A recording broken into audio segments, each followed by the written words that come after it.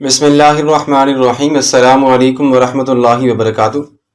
محترم سامعین، آج کی ویڈیو میں ہم یہ بات کریں گے کہ گزشتہ امتوں کے مجموعی احوال کیا تھے۔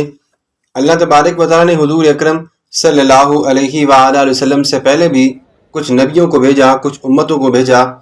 اللہ تبارک و تعالیٰ نے اپنی بارگاہ کی مقدس ہستیوں کو مخلوق کی طرف بھیجنے کی حکمتیں کیا بیان فرمائیں، ان کے کیا مقاصد تھے، آج کی ویڈیو میں ہم اسی بارے میں بات کریں گے۔ ہمارے ساتھ رہیے گا۔ اللہ تبارک و تعالیٰ نے کہا قرآن مجید میں، اللہ تبارک و تعالیٰ نے ارشاد فرمایا بسم اللہ الرحمن الرحیم وما ارسلنا من رسول الا لیطاع باذن اللہ، اور ہم نے کوئی رسول نہیں بھیجا مگر اس لیے کہ اللہ کے حکم سے اس کی اطاعت کی جائے۔ یہ ایمان و اطاعت پر لوگوں کو جنت کی بشارت اور کفر و نافرمانی پر جہنم کی وعیدیں سنائی دیں۔ اللہ نے فرمایا وما نرسل المرسلین الا مبشرین ومنذرین فمن آمن واصلح فلا خوف علیہم ولا هم يحزنون، اور ہم رسولوں کو اسی حال میں بھیجتے ہیں کہ وہ خوشخبری دینے والے اور ڈر سنانے والے ہوتے ہیں، تو جو لوگ ایمان لائیں اور اپنی اصلاح کر لیں تو ان پر کچھ نہ خوف ہے اور نہ کبھی وہ غمگین ہوں گے۔ بارگاہ الہی میں لوگوں کے لیے کوئی عذر باقی نہیں رہے گا۔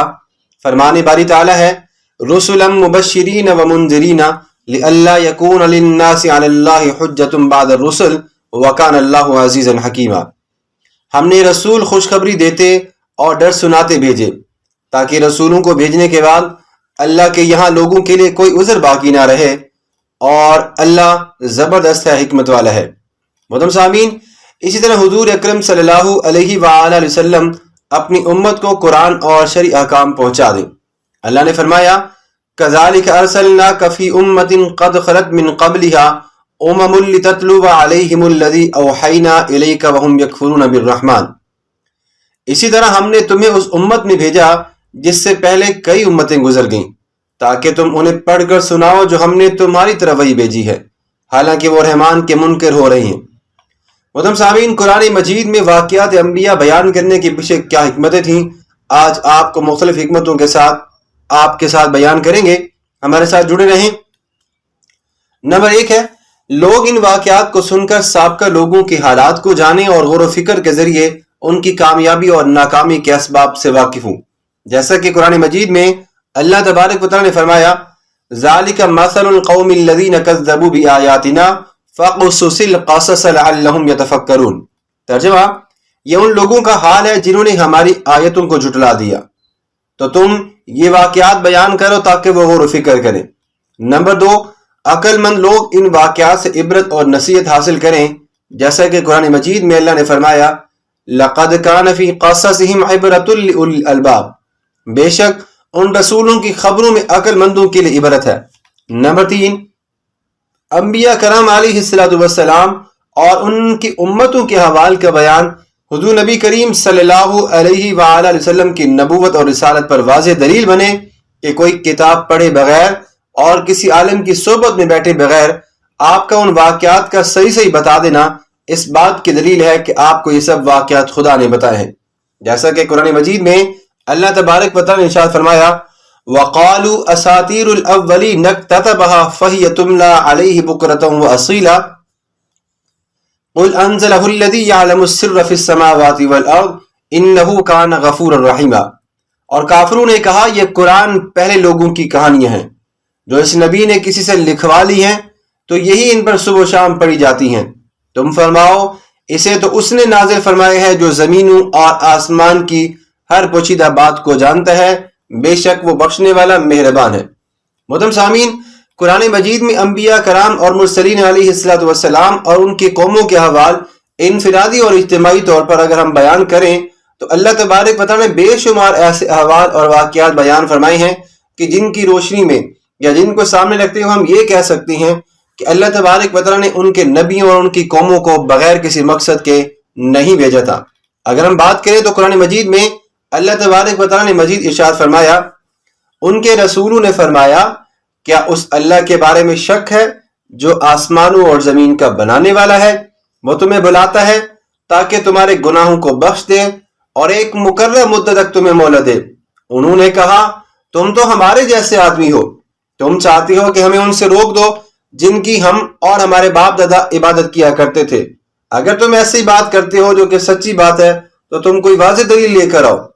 ان کے رسولوں نے ان سے فرمایا ہم تمہارے جیسے ہی انسان ہیں، لیکن اللہ اپنے بندوں میں سے جس پر چاہتا ہے احسان فرماتا ہے، اور ہمیں کوئی حق نہیں کہ ہم اللہ کے حکم کے بغیر کوئی دلیل تمہارے پاس لے کر آئے، اور مسلمانوں کو اللہ ہی پر بھروسہ کرنا چاہیے، اور ہمیں کیا ہے کہ ہم اللہ پر بھروسہ نہ کریں، حالانکہ اس نے تو ہماری راہیں ہمیں دکھا دی ہیں، اور تم جو ہمیں ستا رہے ہو ہم ضرور اس پر صبر کریں گے، اور بھروسہ کرنے والوں کو اللہ پر ہی بھروسہ کرنا چاہیے۔ محترم سامعین، قرآن مجید میں بے شمار آیات مبارکہ ایسی بڑی بڑی ہیں جو کہ آپ کو 12 مرتبہ یہ بتاتی ہیں کہ اللہ تبارک و تعالیٰ نے جو پہلی اقوام اور ان کے نبیوں کو بھیجا تو ان کے ساتھ اللہ تبارک و تعالیٰ نے کیا کیا انہیں عذاب سے دوچار کیا۔ ہم مختصر یہاں پہ بیان کرتے ہیں۔ گزشتہ امتیں مختلف اعمال اور افعال کی وجہ سے عذاب الہی کا شکار ہوئی، ان کے کچھ اعمال آپ کے سامنے یہاں پہ بیان کی دیتی ہیں۔ نمبر 1، غیر خدا کی عبادت کرنا۔ قرآن مجید میں اللہ نے فرمایا ذالک من انباء القرى نقصه عليك منها قائم وحصید وما ظلمناهم ولكن ظلموا انفسهم فما اغنت عنهم آلهتهم التي يدعون من دون الله من شيء لما جاء امر ربك وما زادوهم غیر تتبیب۔ یہ بستیوں کی خبریں ہیں جو ہم تمہیں سناتے ہیں، ان میں سے کوئی ابھی قائم ہے اور کوئی کاٹ دی گئی ہے، اور ہم نے ان پر ظلم نہیں کیا بلکہ خود انہوں نے اپنی جانوں پر ظلم کیا۔ تو اللہ کے سوا جن معبودوں کی تم عبادت کرتے تھے وہ ان کے کچھ کام نہ آئے، جب تیرے رب کا حکم آیا تو انہوں نے ان کے نقصان میں اضافہ ہی کیا۔ نمبر 2، باطل کے ذریعے خدا کے رسولوں سے جھگڑنا، قدرت اور وحدانیت پر دلالت کرنے والی نشانیوں اور عذاب الہی کو مذاق بنا لینا۔ قرآن مجید میں اللہ تبارک و تعالیٰ مزید فرماتے ہیں اور ہم رسولوں کو خوشخبری دینے والے اور ڈر کی خبریں سنانے والے بنا کر ہی بھیجتے ہیں، اور کافر باطل باتوں کے ذریعے جھگڑا کرتے ہیں تاکہ اس کے ذریعے سے حق بات کو مٹا دیں، اور انہوں نے میری نشانیوں کو جس سے انہیں ڈرایا جاتا تھا اسے مذاق بنا لیا۔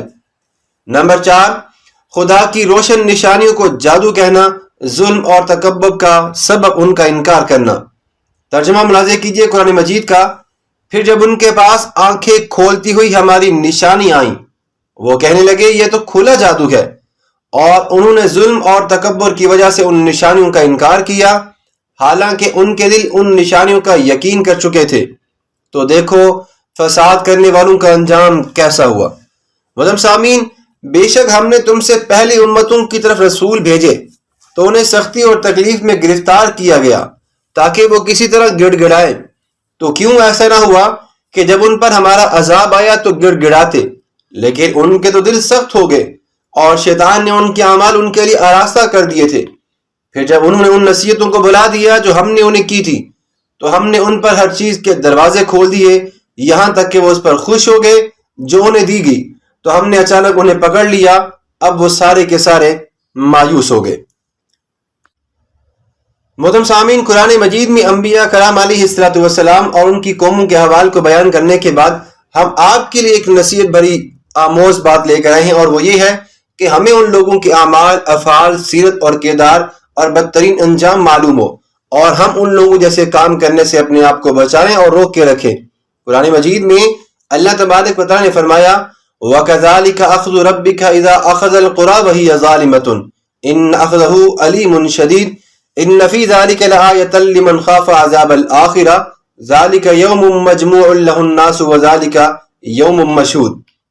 اللہ نے فرمایا اور تیرے رب کی گرفت ایسی ہی ہوتی ہے جب وہ بستیوں کو پکڑتا ہے جبکہ وہ بستی والے ظالم ہوں، بے شک اس کی پکڑ بڑی شدید اور دردناک ہے، بے شک اس میں ان لوگوں کے لیے نشانی ہے جو آخرت کے عذاب سے ڈرے۔ وہ ایسا دن ہے جس میں سب لوگ اکٹھے ہوں گے، اور وہ ایسا دن ہے جس میں ساری مخلوق موجود ہوگی۔ اور اللہ نے فرمایا اور ہم نے تم سے پہلے جتنے بھی رسول بھیجے وہ سب شہروں کے رہنے والے مرد ہی تھے جن کی طرف ہم وہی بھیجا کرتے تھے، تو کیا یہ لوگ زمین پر نہیں چلے تاکہ دیکھ لیتے کہ ان سے پہلوں کا انجام کیا ہوا؟ اور بے شک آخرت کا گھر پرہیزگاروں کے لیے بہترین ہے۔ تو کیا تم سمجھتے نہیں ہو؟ یہاں تک کہ جب رسولوں کو ظاہری اسباب کی امید نہ رہی اور لوگ سمجھے کہ ان سے جھوٹ کہا گیا ہے تو اس وقت ان کے پاس ہماری مدد آ گئی، تو جسے ہم نے چاہا عذاب سے بچا لیا، اور ہمارا عذاب مجرموں سے پھیرا نہیں جاتا۔ بے شک ان رسولوں کی خبروں میں عقل مندوں کے لیے بڑی عبرت کی باتیں چھپی ہوئی ہیں۔ محترم سامعین، آج کی ویڈیو کا ہم یہیں پہ اختتام کرتے ہیں۔ ملتے ہیں کسی اور ایسی ہی اسلامی ویڈیو کے ساتھ۔ اپنا بہت سارا خیال رکھیے گا۔ اللہ ہم سب کا حامی و ناصر ہو، آمین۔